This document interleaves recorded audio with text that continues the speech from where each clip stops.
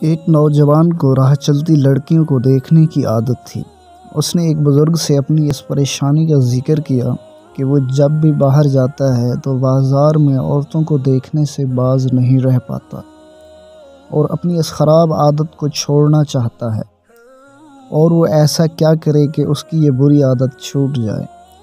بزرگ نے اسے دودھ سے لبالب بھرا ہوا ایک گلاس دیا اور کہا کہ وہ بازار تک ہو کر آئے، اور اپنے ایک شاگرد کو اس کے ساتھ کر دیا اور کہا جب بھی گلاس سے دودھ کا ایک بھی قطرہ چھلکے تو اس کو سرِ عام مارنا۔ نوجوان بازار گیا اور دودھ کا ایک بھی قطرہ گرائے بغیر واپس آ گیا۔ بزرگ نے نوجوان سے پوچھا کہ تم نے بازار میں کتنی عورتوں کو دیکھا؟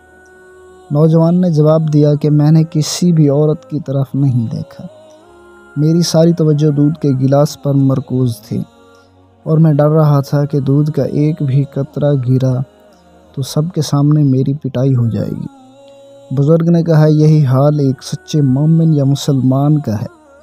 ایک سچا مسلمان اللہ سے ڈرتا ہے اور قیامت کے دن سب کے سامنے شرمندہ ہونے سے ڈرتا ہے، اور ایمان والے کوئی بھی گناہ کرنے سے ڈرتے ہیں کیونکہ ان کی توجہ آخرت میں ہر عمل کا جواب دینے کی ہوتی ہے۔